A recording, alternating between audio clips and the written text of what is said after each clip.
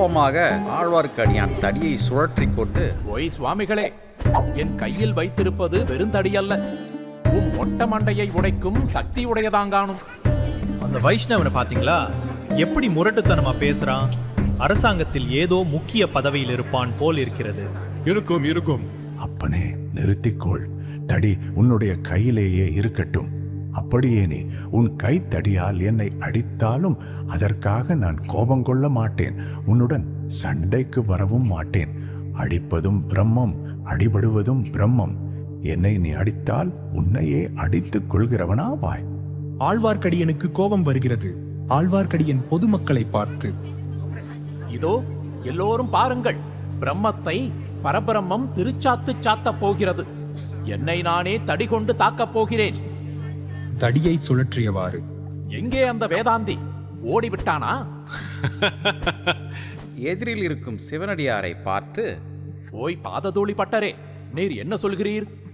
மேலும் வாதம் செய்ய விரும்புகிறீரா, அல்லது சுவாமியாரைப் போல் நீரும் ஓட்டம் எடுக்கிறீரா? நானா? ஒரு நாளும் அந்த வேதந்தியை போல் ஓட்டம் எடுக்க மாட்டேன். என்னையும் கண்ணன் என்று நினைத்தீரா?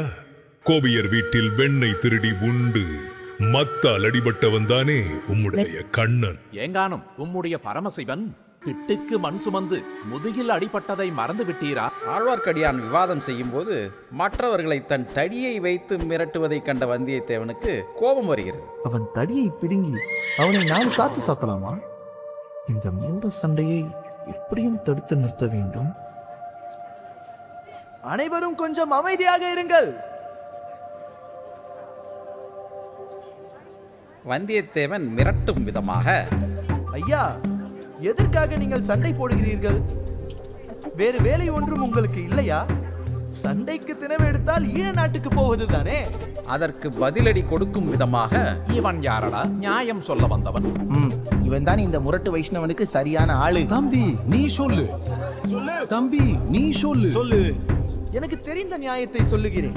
சிவபெருமானும் நாராயணமூர்த்தியும் சண்டை போட்டுக் கொள்வதாக தெரியவில்லை. அவர்கள் சிநேகமாகவும் சுமூகமாகவும் இருந்து வருகிறார்கள். அப்படி இருக்க இந்த நம்பியும் பட்டரும் எதற்காக சண்டை போட வேண்டும்? இந்த பிள்ளை அறிவாளியாகவே தோன்றுகிறான். ஆனால் வேடிக்கை பேச்சினால் விவாதம் தீர்ந்து விடுமா? சிவபெருமான் திருமாலை விட பெரிய தெய்வமா இல்லையா என்ற கேள்விக்கு இவன் விடை சொல்லட்டும். சிவனும் பெரிய தெய்வம்தான், திருமாலும் பெரிய தெய்வம்தான். இருவரும் சமமான தெய்வங்கள்.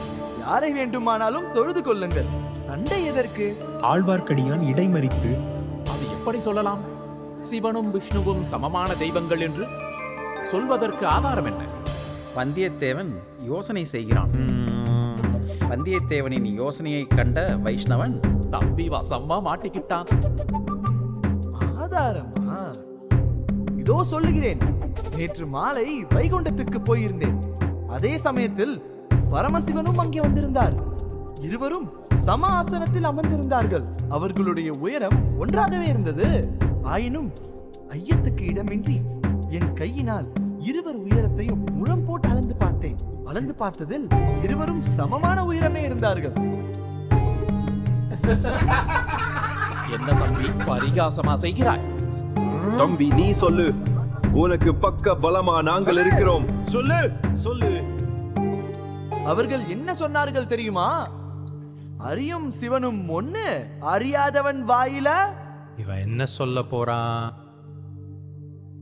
மண்ணு.